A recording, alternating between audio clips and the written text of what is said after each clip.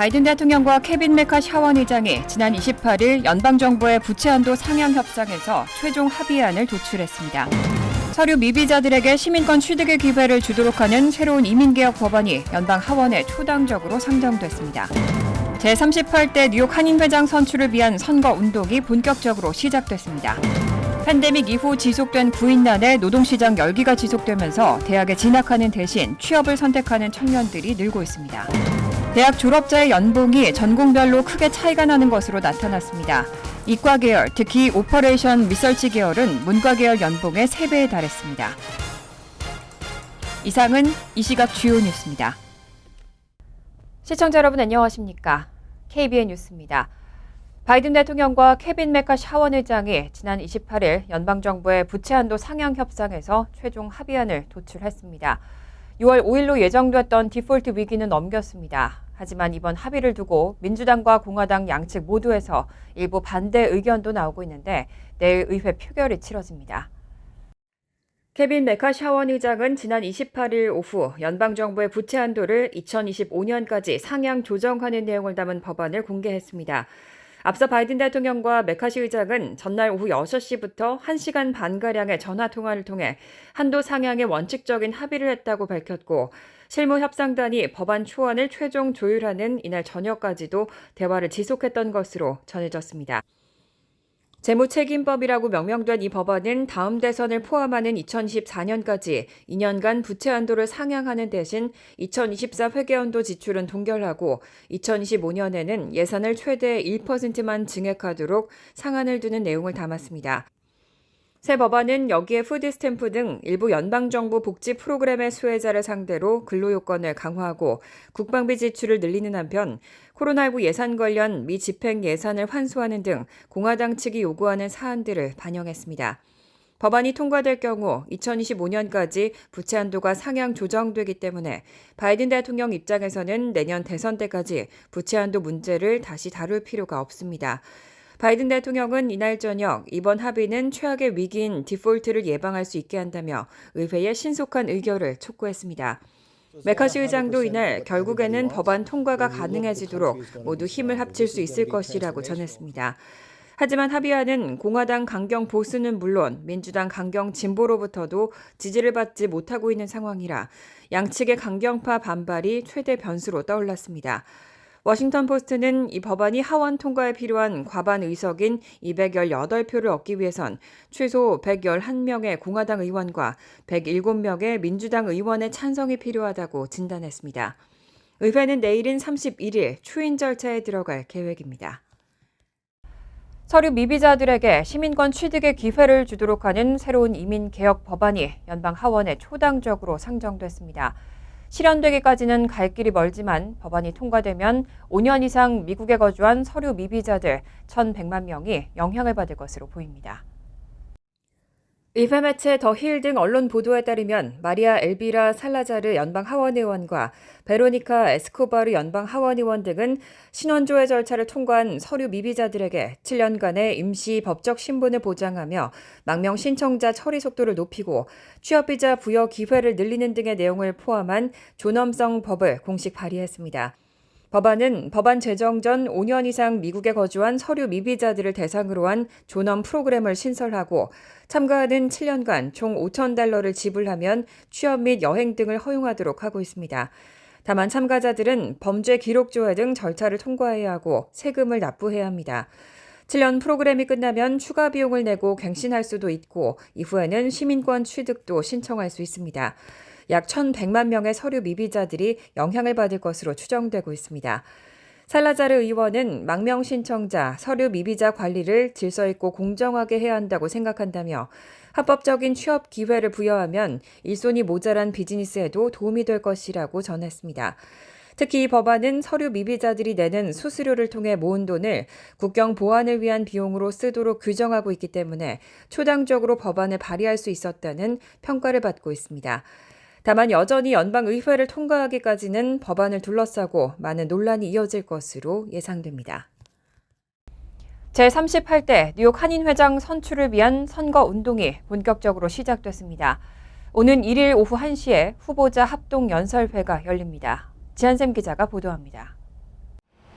제38대 뉴욕 한인 회장을 결정하기 위한 선거운동이 본격적으로 막을 올렸습니다.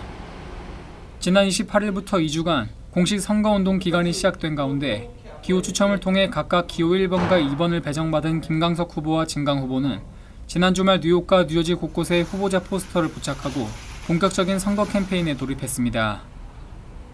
뉴욕 한인의 선거관리위원회는 추가 선거 일정을 발표했습니다. 먼저 후보자 합동 연설회는 오는 1일 오후 1시 뉴욕 한인회관에서 개최됩니다. 두 후보는 연설회를 통해 자신의 주요 공약과 함께 뉴욕 한인의 발전 방안 등을 밝힐 것으로 보입니다. 6월 8일에는 2명의 패널과 함께 진행하는 후보자 토론회가 개최됩니다. 두 후보는 후원의 밤 행사도 준비하고 있습니다. 김강석 후보는 오는 6월 2일 후원의 밤 행사를 열어 표심 얻기에 나설 예정이고 진강 후보도 조만간 후원의 밤을 겸한 출정식을 개최할 예정이라고 밝혔습니다. 두 후보의 선거운동은 투표 전날인 6월 10일까지 이어집니다. 한편 선거관리위원회는 뉴욕 일원 총 10여 곳의 투표소를 마련할 계획이라고 밝혔습니다. 마지막 확인 작업을 하고 있으며 내일까지 확정된 투표소를 발표할 예정입니다. KBN 뉴스 지한샘입니다.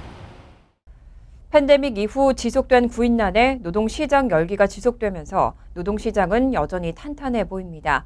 대학 학위가 필요하지 않은 청년층 일자리도 급증하고 임금도 상승하면서 대학에 진학하는 대신 취업을 선택하는 청년들이 늘고 있습니다. 노동부의 최근 자료에 따르면 16세에서 24세 고등학교 졸업생의 대학 진학률이 코로나19 팬데믹 직전인 2019년 66.2%에서 지난해 62%로 떨어진 것으로 나타났습니다. 대학 진학률은 2009년에는 70.1%로 정점에 달한 바 있습니다. 이렇게 청년층의 대학 진학률이 떨어진 것은 미국이 구인난을 겪으면서 대학 학위가 필요하지 않은 청년층 일자리가 급증했기 때문으로 분석됩니다. 지난 1년 동안 레스토랑과 테마파크 등 레저, 서비스업 일자리는 전체 일자리 증가 속도보다 2배 이상 증가했고 건설과 제조업 분야에도 일자리가 많습니다. 또 지난달 16세에서 19세 근로자 실업률이 70년 만에 최저치인 9.2%로 하락하면서 임금 인상도 부채질하고 있습니다. 2019년 4월부터 2023년 4월까지 레저, 접객업 노동자의 시간당 평균 임금은 30%가량 상승했습니다. 코로나19 대유행 이후 극심한 노동력 부족을 겪으면서 고용주들은 근로자들에게 더 나은 임금과 혜택, 근로조건을 제공하고 있습니다. 월스트리트저널은 블루칼라 노동자에 대한 높은 수요와 고령화, 이민 둔화를 고려할 때 앞으로도 이런 현상이 지속될 것으로 전망하고 있습니다. 대학 졸업자의 연봉이 전공별로 크게 차이가 나는 것으로 나타났습니다. 문과 계열보다는 이과 계열의 연봉이 대체적으로 높았는데 그중에서도 특히 OR, 오퍼레이션 리서치 계열은 문과 계열 연봉의 3배에 달했습니다. 폭스 비즈니스는 고등교육 자문그룹이 학부 학위를 가진 학생들의 교육부 데이터와 졸업 후 4년간 평균 임금을 비교한 결과 문과와 이과 계열 연봉이 2배 가까이 차이가 나는 것으로 나타났다고 보도했습니다. 학과 계열 간 연평균 소득의 차이가 크게 벌어진 겁니다. 문과 계열 인기 상위 10개 학사 전공 졸업생은 평균 연간 4만 달러 이상을 벌었습니다. 이 가운데 경영과 간호, 회계, 세 전공은 연간 5만 달러 이상의 수입을 기록했습니다. 심리학과 언론 커뮤니케이션, 보건 등도 평균과 비슷한 수입을 올렸고 교육 관련 전공이 가장 낮은 급여를 받는 것으로 나타났습니다. 평균적으로 가장 높은 연봉을 받는 학사학위는 과학과 기술, 공학, 수학을 일컫는 스템, 이과 계열 전공에 집중돼 있었습니다. 이 가운데 특히 가장 높은 평균 연봉을 기록한 전공은 OR, 오퍼레이션 리서치로 전공자들은 평균 11만 2,097달러를 벌었습니다. OR은 수학적 모델링이나 통계, 컴퓨터 과학 등을 종합적으로 활용하는 학문입니다. 생산 공정 최적화, 경영 전략 수립과 투자 등 다양한 분야에서 활용되고 있습니다. 해양공학 전공이 평균 10만 9,121달러로 뒤를 이었고 컴퓨터 과학 전공 졸업생이 세 번째로 높은 연평균 소득인 10만 5천 달러를 기록했습니다. 미국의 집값이 7개월 연속 하락세를 겪은 후 2월, 3월 2달 연속 반등했습니다. 전문가들은 하락장이 끝났을 가능성도 제기했습니다. 글로벌 시장지수 제공업체인 S&P 다우존스 인덱스는 3월 S&P 코어로지 케이스 실러 주택가격지수가 전월보다 0.4% 상승했다고 밝혔습니다. 미 주요 도시들의 평균 집값 추세를 측정하는 이 지수는 지난 2월 0.2% 반등한 데 이어 2개월 연속 오름세를 보였습니다. 그 직전까지 집값은 7개월 연속 하락해왔습니다. 3월 10개 주요 도시 주택 가격 지수도 0.6% 상승했고 20개 주요 도시 주택 가격 지수도 0.5% 오르며 상승폭을 키웠습니다. 지난해 같은 달과 비교하면 3월 집값은 0.7% 오른 것으로 집계됐습니다. 하지만 10대 도시 지수와 20대 도시 지수는 전년보다 각각 0.8%, 1.1% 하락하는 등 혼조세를 보였습니다. 지역별 편차도 여전해 시애틀은 마이너스 12.4%, 샌프란시스코는 마이너스 11.2% 하락해 서부 대도시는 큰 폭의 하락세를 이어갔고 마이애미는 7.7%, 템파 4.8%, 샬럿 4.7% 등 동남부 도시들의 상승세도 지속됐습니다.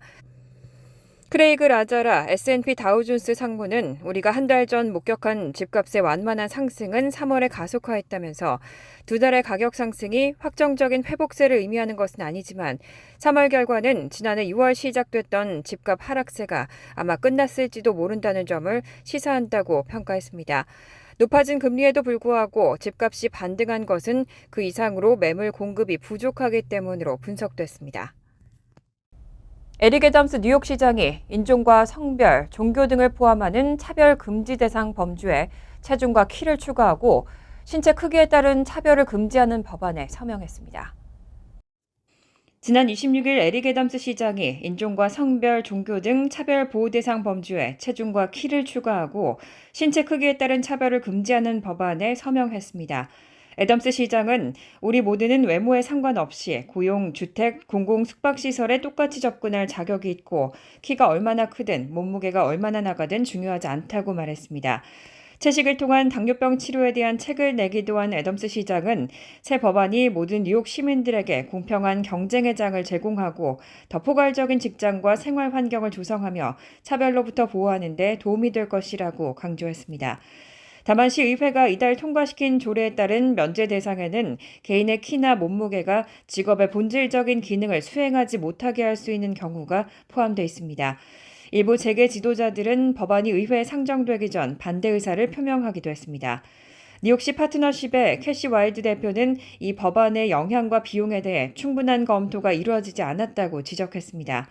반면 비만인 수용 제고를 위한 전국협회의 티그레스 오스본 회장은 뉴욕시의 체중 차별 금지가 국가와 세계의 모델이 돼야 한다며 몸집에 따른 차별은 잘못이고 우리가 바꿀 수 있는 것이라고 강조했습니다. 한편 법안은 180일이 지난 후인 11월 22일부터 시행됩니다. 지난 28일 아이오와주 동부도시 데이븐포트에서 6층짜리 아파트 건물이 부분적으로 붕괴됐습니다. 출동한 구조대는 건물에 고립돼 있던 7명을 구출했고 밤샘 수색 작업 끝에 건물 잔해에 깔려있던 여성 1명을 추가로 구조했습니다.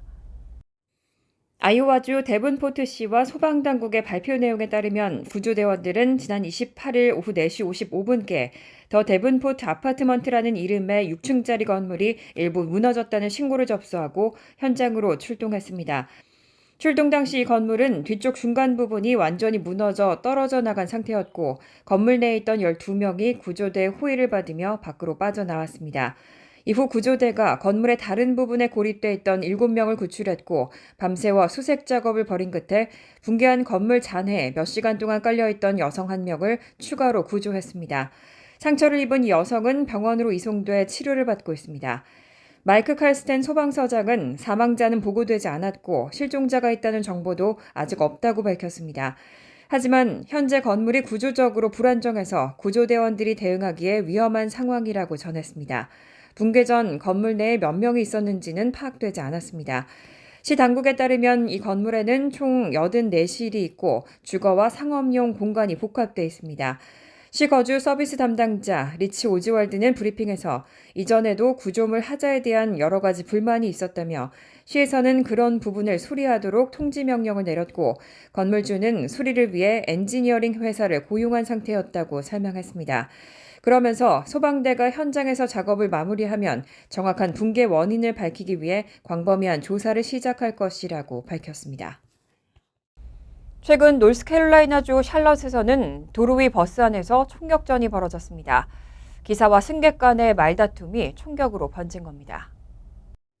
최근 노스캐롤라이나주 샬럿에서 한 승객과 버스기사 간 총격 싸움이 이뤄져 두 사람 모두 부상을 입는 사건이 발생한 것으로 알려졌습니다.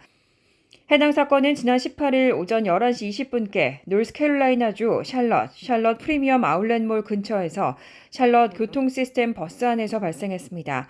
샬럿 교통시스템에 따르면 오마리 샤리프 토바이어스라는 승객이 버스가 이동하던 중 자리에서 일어나 기사에게 정류장이 아닌 곳에서 자신을 내려달라며 요청한 것이 사건의 발단인 것으로 알려졌습니다. 버스기사 데이비 플라드는 정류장이 아닌 곳에서 정차할 수 없으니 앉아달라고 말했고 약 2분간 대화가 이어지다 토바이어스가 먼저 총을 꺼내 플라드에게 겨눴고 플라드 역시 자신에 대한 위협에 대응해 총기를 꺼냈습니다.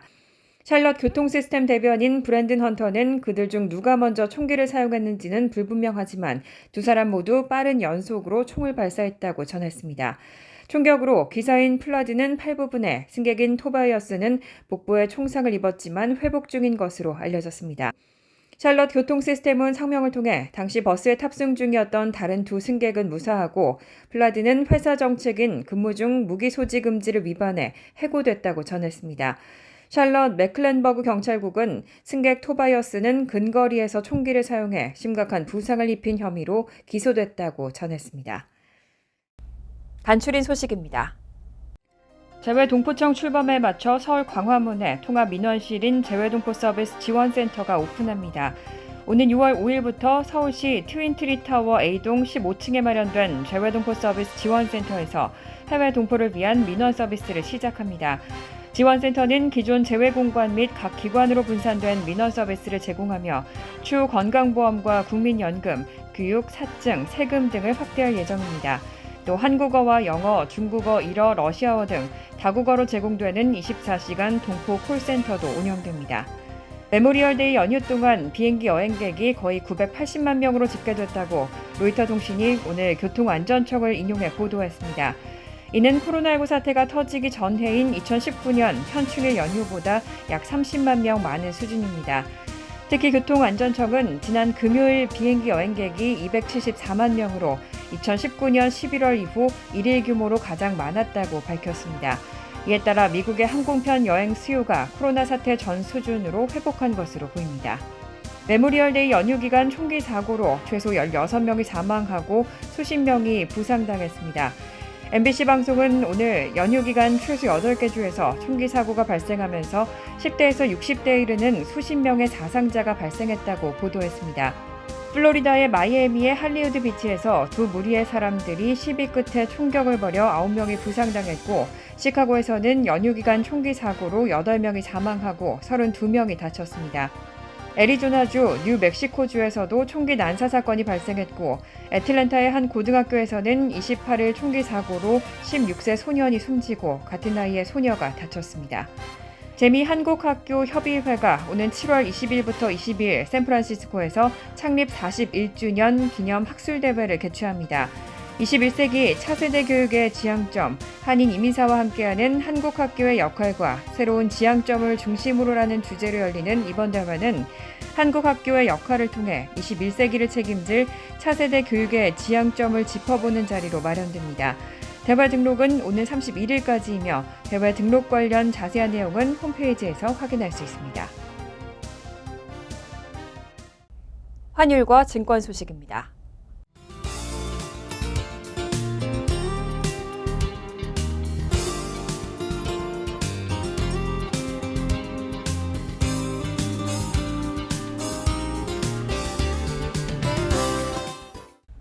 이어서 날씨입니다.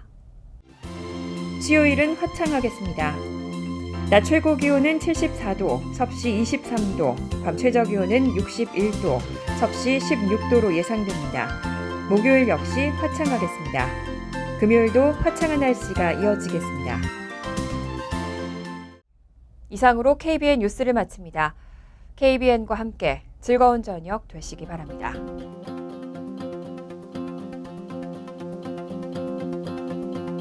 미 동부 최대 한인방송 KBN이 제작하는 KBN 뉴스는 웹사이트 mykbn.com 그리고 유튜브와 페이스북에서 다시 보실 수 있습니다. 좋아요, 구독, 알림 설정은 뉴스 제작에 큰 도움이 됩니다.